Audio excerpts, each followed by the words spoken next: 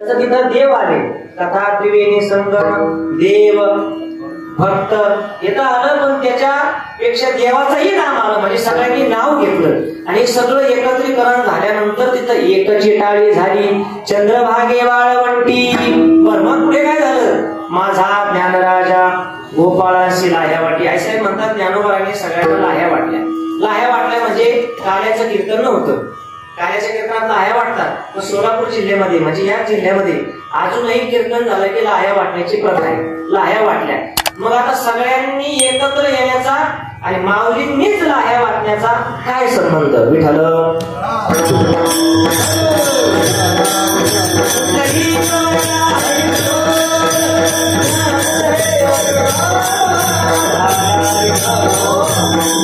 त्याच्या मागची पार्श्वभूमिका अशी आहे, मोठमोठ्या कीर्तनकारांनी सांगितलेली आहे आणि त्याच्याच कुठल्या तरी धाग्याद्वारे इथपर्यंत पोहोचलो. माऊलींनी लाह्या वाटल्या म्हणजे त्यांना एकत्र येण्याकरता माऊलींनीच आवाज दिला होता. या रे लहाना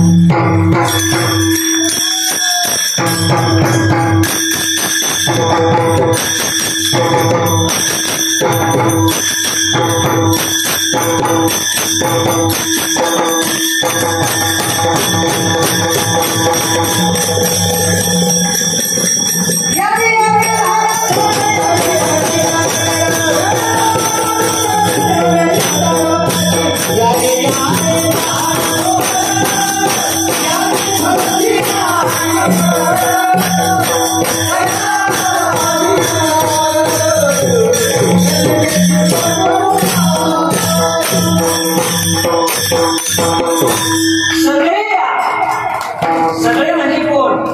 सगळ्या जातीपातीची मराठी मार समाजशाळी कोणी धनगर मुस्लिम कुणीही असेल, सगळे या चिंता करू नका. माऊली आधी सगळे येतच होते. माऊलीने वारी केली त्याच्या आधी वारी होत होती. परत या म्हणण्याचे काय करत? आता बदम भाऊ आधीच ओळखुनी बांधून बसले. उदाहरणार्थ कोरेगावनी जातात त्या दिवशी पाहिलं केसर काकू तुम्ही होते, तुम्ही मठातच निघाले होते. मी परत तुम्हाला म्हणण्यात मजा नाही की देवगडच्या मठात तर तसे तुम्ही मग आधी सगळे वारकरी निमित्त मात्र होते, बाकीचे सगळे येणारच होते.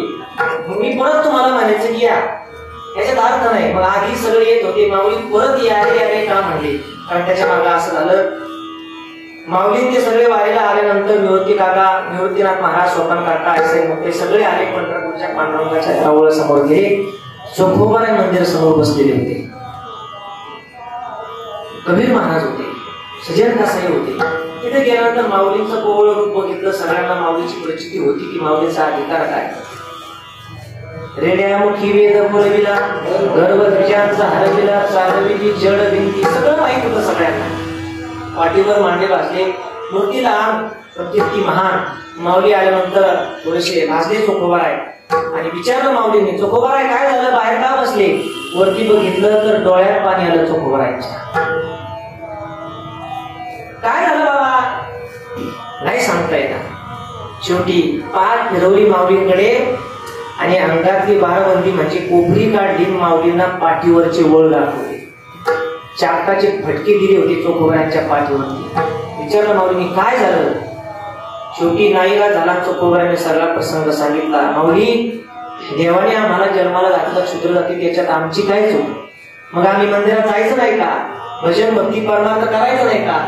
देव जर जातपात बघायला लागला तर मग जन्माला का घातलं. पण जन्माला घालणार नाही तोच आहे. देवाकडे जाताना भाव बघितला जावा, त्याची कृती काय आहे. आता सज्जन महाराज कसाई मावस विकत होते म्हणून त्यांना संत म्हणता येणार नाही. आता असं नाही, सज्जन कसाया विकू लागे माणूस माळ्या सावत्यास. देवाकडे लागतो भाव. व्याधस्य आचरणम ध्रुवस्त्याचे वयो विद्या गजेंद्रस्य का जातिर्विदुरस्य पूज्या किंना रूपम अधिकम भक्त्या तुष्यति केवलमचे गुणैर भक्ती प्रियो ही माधवा. माधवा देवाला लागते भक्ती. जर देवाला भक्त जातपात लागत असते तर पूज्या दासीला जवळ घेतलं नसतं. वय लागत असतं तर भक्त प्रल्हादाला जवळ घेतलं नसतं. माणूसच लागत असतं तर गजेंद्राला जवळ घेतलं नसतं. जात लागत असते तर व्याधाला जवळ घेतलं नसतं. मग देवाला लागतो तो भाव. मग काय झालं चोखोबाराय, काय झालं म्हणजे माझ्याकडे पंढरपूरमध्ये जनावर वळण्याचं काय. दिवसभर जनावर वळायची आणि जर एखादं जनावर मरून पडलं तर ती ओढून गावकोसाच्या बाहेर न्यायचं. बरं, मग जुना काळ म्हणला की एवढा social media, WhatsApp, Instagram, Telegram, Snapchat हे सगळं काही नव्हतं. एखादा मित्र, हेच व्हॉट्सअप होतं सोमनाथ महाराज. एखादा मित्र हाच त्याचा प्रवास चांगला होता. एखादा मित्र म्हणजेच पुस्तक वाचन, पेपर काही नव्हतं. एकमेकाला काम करू लागायचे. चोखोबाराय म्हणायचे, म्हणले आम्ही भावकीच्या एकमेकाच्या कामाला जातो. आमचं हाकून झालं, आमच्या वडिलाचं हाकून झालं की ते रामनाथ महाराजचं हाकू लागायला जायचं. त्याला पाच म्हणायचे. 7-8 बैलाचं नांगर असायचं, त्याच्यात आम्ही नांगरी. आणि मग ते एकमेकाचं काम करायचं मुसलवारी. मग चोखोबाराय काय झालं, माझ्या मित्र कसं हसू ते पाहतो. काय झालं चोखोबाराय म्हणजे सगळे एकमेकाची कामं करू लागले जातात, ढोरं ओढू लागण्याकरता जातात. पण मी थोडा परमार्थाचा नादी की म्हणजे मला भजन पूजन पांडुरंगाची भक्ती आवडते.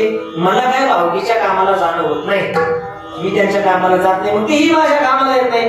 माझं काम माघारी पडलं की ज्या पांडुरंगाचं मी भजन करतोय, समर्थाशी लाज आपुल्या नामाची, शरणाली याची लागे चिंता, आपुल्या लाजा धावे भक्ताची काजा. मग जगाचा मालक मला जनावर ओळू लागण्याकरता येतो. एक दिवस आला, फार लांब ओळखी गेली होती म्हणले. मग देव पळू लागले, पण पळता पळता देवाला काय पळता येईना. गळ्याचा हार काढला आणि माझ्या गळ्यात टाकला. मग पुढे काय झालं म्हणजे तो हार माझ्याच गळ्यात राहिला आणि देव विटेवर गेले. सकाळी बडव्यांना कळालं की देवाचा हार चोरी झाला. आणि मग ती बडवीशाही, बडवी म्हणजे एक व्यक्ती नाही, बडवीशाही कसं म्हणतात, मुघलशाही. मुघलशाही माजली का, बडवीशाही. बडवी म्हणजे एखादा व्यक्ती नाही, ती बडवीशाहीने माझ्यावर आळ घेतला म्हणजे. आणि शिक्षा मला लगेच सुनावली. गुन्हा सिद्ध झालेला नसतानाही, कुठलं संविधान नाही, इंडियन पिनल कोड सेक्शन नाही, कलम नाही, काहीच नाही, लगेच शिक्षा दिली. गाडी बैलाला झोपलं माझ्या अंगामध्ये सदरा नव्हता. एका बाजूला माझ्या धर्मपत्नीला गाडी बैलाला झोपलंय. अंगावर कपडे नसलेला माझा छोटा मुलगा पायाला बिलगत होता आणि माझ्या पाठीवर चाबकाचे फटके दिले जात होते. आणि विचारत होते, विठोबाचा हार तुझ्या कंठी कैसा रे आला. मंदिरात जाऊ देत नव्हते. तुम्ही मंदिरात गेले तर देव वाटण म्हणते. चोखोबारांचा अधिकार आपल्याला पुढे कळेल.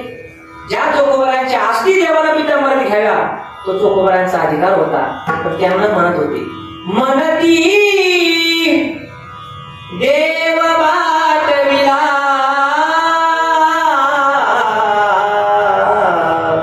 धाव घाली विठो आता साधू नको.